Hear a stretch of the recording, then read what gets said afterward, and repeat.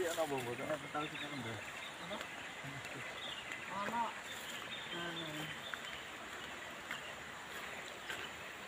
satu sewu alat tolak mana gitu. Ngedor sih lah. Lah iya kata tolak. Ke Jawa Barat ada. Terus ngono. Tolak ya. Wong gelem nang story ya, njuk nang apa pet nang blit apa nang liri. Gak gelem tak nang story. Story ya apa. Ada dia sing ngono kuwi arek. Yo enggak harus dia nih. Yo enggak.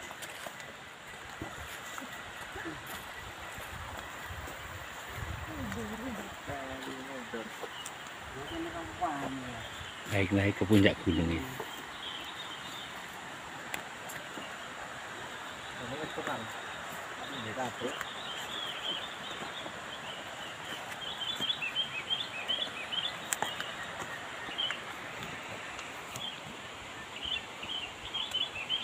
Ini apa? Oh iya.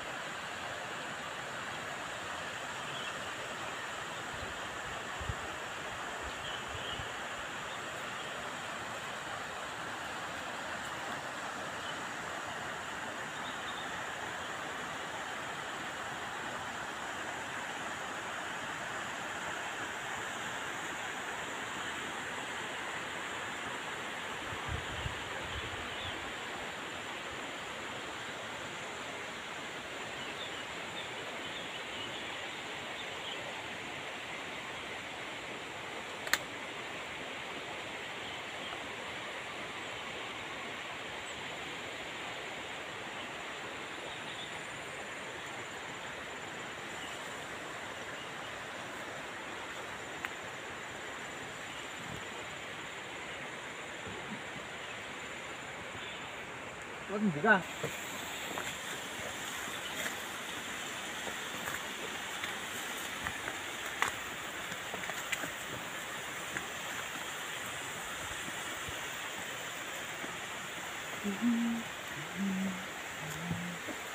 Benar.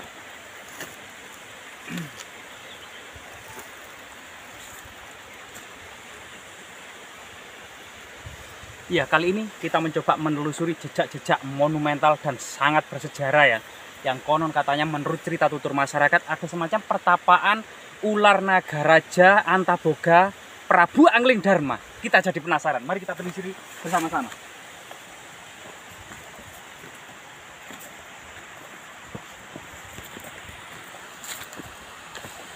Jadi kehidupan masa lalu tidak terlepas dari peradaban lembah sungai ya. Di sini ada sungai yang sungainya itu lain daripada yang lain karena merupakan sebuah mata air yang keluar dari celah batu yang kemudian mengalir menjadi sungai. Jadi di atasnya itu tidak ada sungai, melainkan sungai ini keluar dari celah-celah batu besar.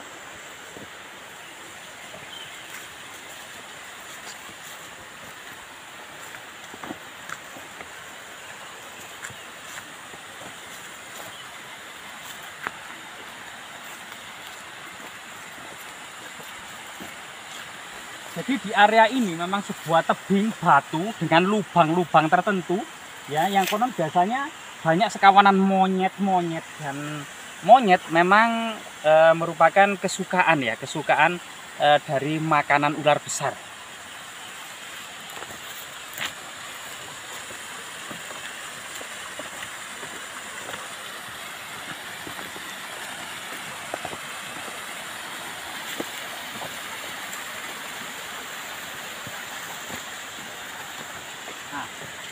Di situ ada semacam batu yang menyerupai kepala ular raksasa menjongok ya. Nah, di sana juga ada tebing-tebing seperti semacam istana ular naga mungkin ya. atau istana tersembunyi ya. Nah ini. Nah, kalau nggak salah ini pohon keluwek lanang. Jadi ada pohon keluwek tapi memang tidak pernah berbuah. Ada beberapa jenis keluwek yang lanang maupun keluwek yang berbuah ya. Nah ini.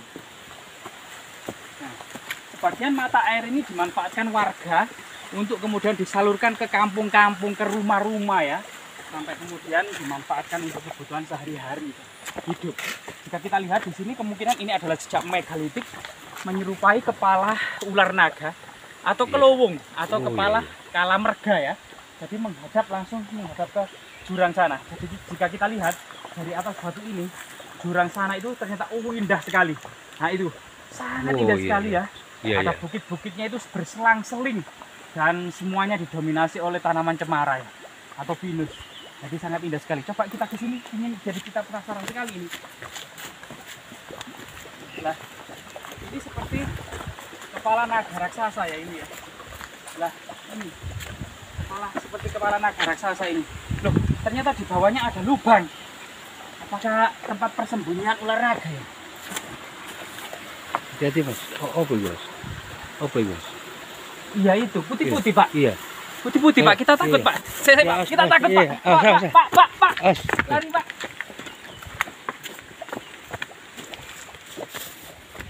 Ternyata memang lubang-lubang di atas batu itu sangat misterius. Cuman dari sini batu ini sangat spektakuler ya. Cuma di atas batu itu ada apa ya yang melengkung itu ya. Nah, itu hitam-hitam itu ya. Nah ini di dalam batu-batu raksasa ini, terutama itu ya, yang menjengongok itu ya, luar biasa sekali batu raksasa itu. Jadi itu di atasnya kayak sisik ya, kayak sisik ular. Sisik ular naga itu ya. Iya. Itu ular raksasa, anu ya. Iya. Anu Pak De. Ada ular raksasa itu Pak De, yang sangat besar Pak De. Kan batu ini Pak De. Akan ada jejak seperti batu dolmen ya. Jadi di situ ada meja batu raksasa. Kemungkinan ini berhubungan dengan persajian untuk menghormati arwah-arwah leluhur pada masa prasejarah ya. Nah ini misalnya batu besarnya di situ cukup lebar. Dan di sini kemungkinan ini adalah menhir pada masa prasejarah yang pernah digunakan sebagai situs pemujaan arwah leluhur ya, termasuk kemudian persajian mengikat binatang kurban sebelum disembelih. Termasuk di area ini diduga ada semacam musyawarah para tetua desa ya. Nah, jika kita lihat dari sini mungkin lebih terlihat ya. Nah, ini kondisinya seperti ini. Mungkin kameramen bisa naik di sini, di atas batu sini, dan bisa menyaksikan bagaimana batu raksasa itu terlihat sangat-sangat unik dari sini. Ini benar-benar menyerupai kepala naga raksasa. Nah ini bahkan ini ekor-ekornya. Jadi ekornya itu melingkar sampai ke sini. Kemungkinan ini semacam batu ular ya, dragon stone atau dragon rock ya, dragon stone ya, dragon stone, batu ular, batu naga, dragon stone. Ini luar biasa sekali dan ekornya akan bisa kita lihat. Nah ini ekornya, ada sisik-sisiknya. Semua kemudian tonjolan-tonjolannya ini menyerupai sisik naga, penuh tonjolan-tonjolannya besar. Dan jika kita lihat ke dongak ke atas, luar biasa. Ini seperti memang perut ular raksasa yang sangat besar. Formasi batu-batu ini sangat luar biasa sekali. Jika kita meraba, memang seperti batu, tapi penuh dengan tonjolan seperti kulit ular naga. Tonjolannya sangat besar sekali dan penuh seperti sisik-sisik ular naga ya. Nah ini. Jadi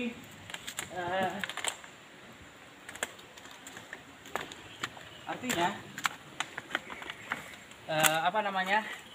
menurut cerita tutur yang berkembang di masyarakat gitu ya, anak-anak kecil itu biasanya dinasihati oleh orang tuanya, jangan main ke situ, jangan main di tebing curam, ada gua-gua celowok-celowokan. Oh itu gua mas ya? Ya itu di dalam gua itu, dan tengah-tengahnya itu ada, nah ini. Jadi itu kita mendapati sebuah gua, tapi lewat mana itu ya? Kemudian lewat atas itu Dan di situ semacam persembunyian atau gua persembunyian, atau yang menurut cerita tutur tadi semacam ada pertapaan ular raksasa, ular besar, atau dalam cerita-cerita tradisi yaitu ular naga Antaboga ya.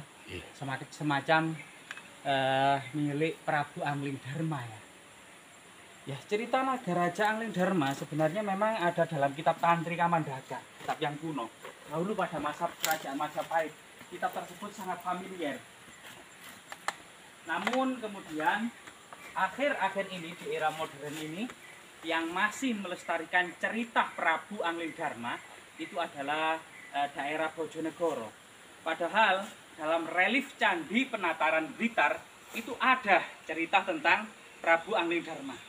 Diceritakan dalam kitab Tantri bahwasanya ketika Prabu Anglingdarma itu sedang berburu di hutan, itu mendapati putri dari naga raja yaitu Nagagini berselingkuh dengan ular tampar. Ini adalah sebuah kiasan bahwasanya putri seorang Brahmana yaitu naga raja ini berselingkuh dengan kasta Sudra ya, rakyat jelata dari ungkapan sebuah ular tampar, ular kecil ya gitu. Tapi kemudian putri Nagagini ini membalikkan sebuah fakta. Dia menangis menderu-deru curhat kepada ayahnya yaitu Nagaraja bahwasanya dia hendak diperkosa oleh Prabu Anglingdarma. Sehingga kemudian Nagaraja pun mendapati muridnya yaitu Prabu Anglingdarma ini agak sinis.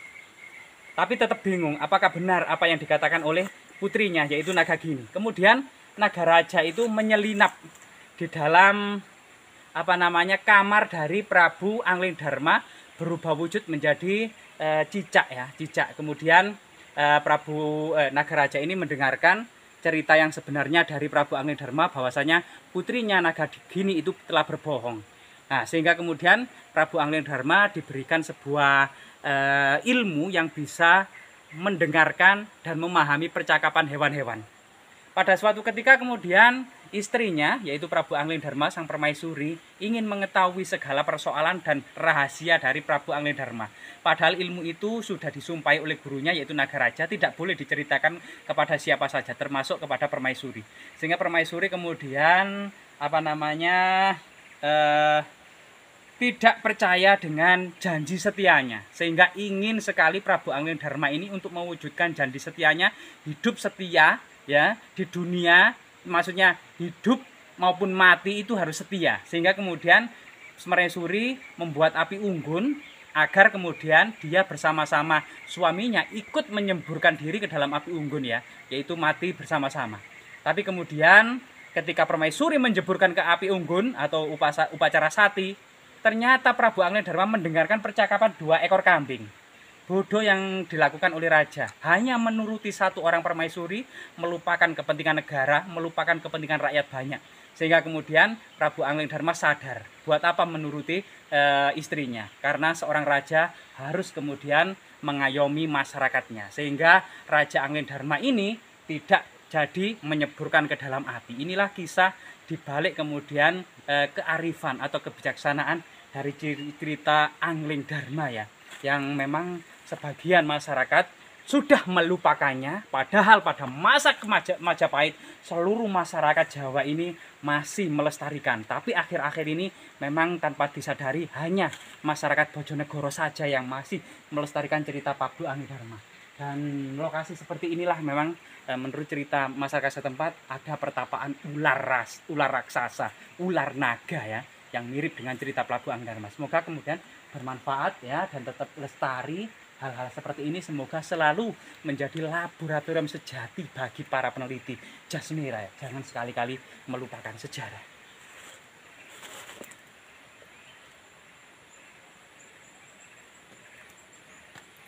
Itu gua Pak ya. Penyetannya adanya apa sih?